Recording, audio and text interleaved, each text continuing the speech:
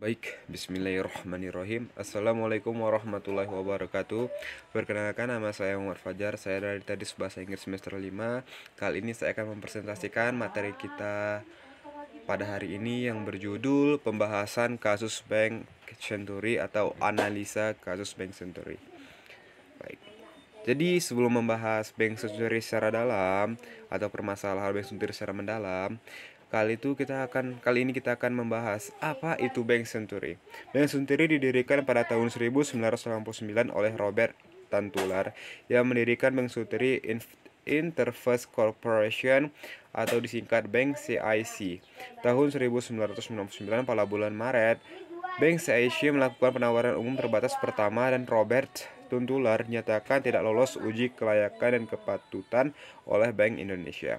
Pada tahun 2002, auditor Bank Indonesia menemukan rasio modal Bank CIC amblas hingga minus 83,6%.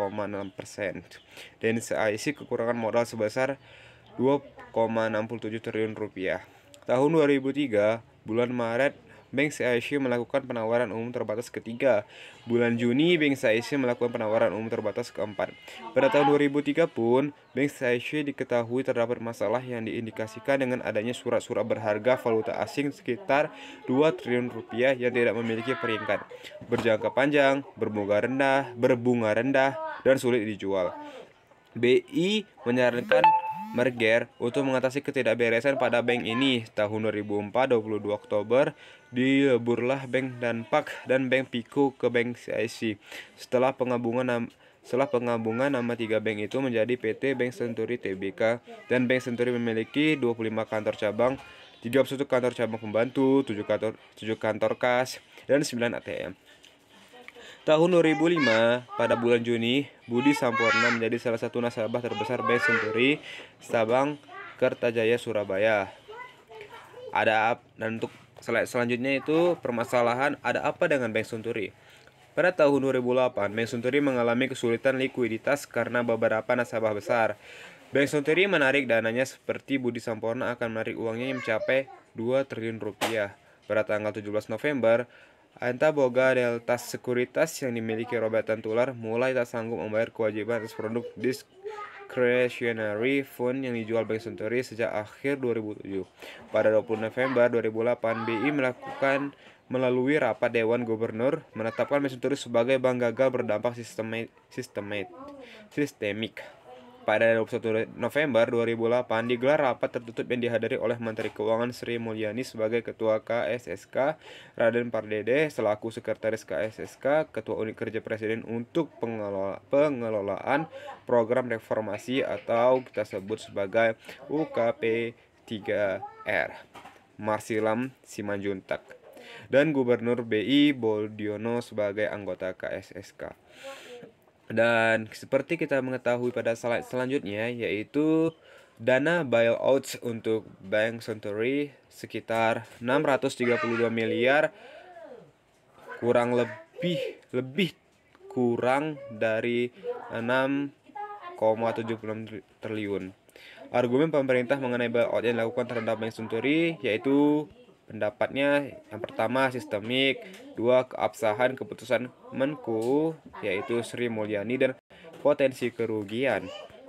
Dan untuk temuan BPK saat audit interim, yang pertama yaitu periode sebelum pengucuran VPJP. 3 temuan BPK masuk dalam periode itu, yakni ketika ketidaktegasan BI dalam menerapkan aturan akuisisi dan merger 3 bank menjadi Bank Senturi, ketidaktegasan pengawasan BI dan praktik tidak sehat oleh pengurus Bank Senturi. Kedua, setelah kucuran VPJP selain temuan ketujuh, temuan ketiga juga dimasukkan dalam periode ini. Temuan ketiga berupa pemberian VPJP dengan mengubah ketentuan BI. Ketiga, periode sejak ditangani LPS. Temuan BPK yang masuk periode ini, penentuan Senturi sebagai bank gagal berdampak sistemik, tidak didasarkan data mutakhir. Atau temuan keempat, penanganan oleh LPS dilakukan melalui komite koordinasi yang belum dibentuk oleh undang-undang. Atau temuan kelima. Dan untuk selanjutnya kalian bisa melihat ini merupakan permasalahan Bank Senturi.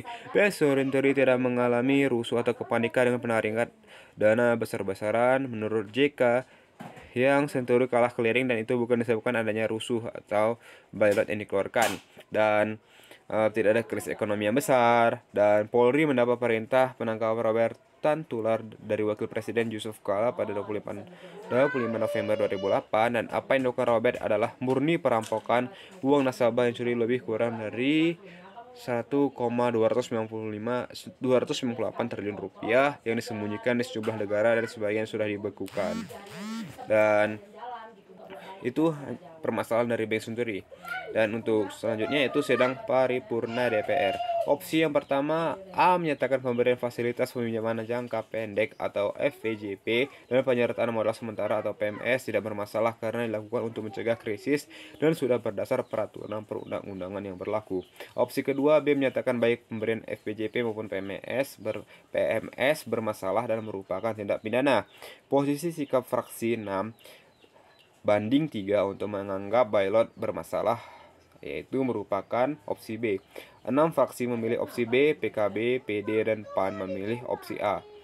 Jadi alasan utama bailout Bank Senturi versi pemerintah dan BI, bailout harus dilakukan karena bisa secara sistemik merembet dan mengguncang ekonomi nasional melalui terganggunya sistem pembayaran nasional, seperti guncangan pada stabilitas pasar uang, nilai rupiah, dan menurunnya cadangan devisa, merembet ke bank-bank lain, pelarian besar-besaran modal ke luar negeri, masuk ke sektor RIIR-3, dan akhirnya faktor psikologis masyarakat dan pasar yang tidak rasional, terutama saat krisis global, membuat ini bisa mengguncang ekonomi Indonesia secara umum. Indonesia bisa masuk jurang krisis ekonomi jilid 2. Dan untuk menyelamatkan Bank Senturi, BI juga merubah aturan syarat kecukupan modal atau bisa kita sebut CAR dari 8% menjadi 0%. Perubahan peraturan tersebut juga memungkinkan deposan besar di atas 2 miliar rupiah yang sebelumnya tidak dijamin bisa mendapatkan uangnya kembali. Dan ada beberapa pendapat kontra bailout yang bisa kita ketahui. Yang pertama yaitu Bank Senturi terlalu kecil untuk bisa mempengaruhi sistem keuangan dan ekonomi Indonesia secara umum. Aset Senturi cuma 0,05% dari total aset perbankan Indonesia. Yang kedua, Bank Senturi diselamatkan bukan karena faktor sistemik, tapi konspirasi sementara penjabat BI untuk menyelamatkan desposan besar seperti Budi Sampurna dengan simpanan 2 triliun rupiah, diantaranya pendapat ICW. Dan untuk para deposan besar ini diantaranya adalah penyumbang kampanye SBY yang statusnya itu rumor belum ada bukti, dan buku Gurita Cikeas. Yang selanjutnya, kekacauan Bank Senturi awalnya adalah kelemahan Bank Indonesia dalam mengawasi bank nakal. BI harus bertanggung jawab. Dan kita bisa mengambil kesimpulan dari slide sebelumnya, yaitu korupsi sama dengan cermin rusaknya tatanan demokrasi di Indonesia, dan korupsi hilangnya hak dasar rakyat untuk mendapatkan kesejahteraan dan keadilan. Dan ini merupakan sedikit contoh yang bisa Anda lihat pada slide ini. Ada bentuk grafik atau tabel berikut atau bentuk gerigi seperti ini, merupakan contoh dari sistem pemerintahan seperti BPK, pemerintahan DPR-RI dan BI dan KPK bertentangan dengan PPATK. Baik, mungkin hanya ini yang bisa saya sampaikan dari materi saya pada hari ini. Saya ucapkan terima kasih sebanyak-banyak kepada teman-teman semuanya yang telah menonton presentasi saya pada hari ini. Saya akhiri, lillahi taufiq hidayah. Wassalamualaikum warahmatullahi wabarakatuh.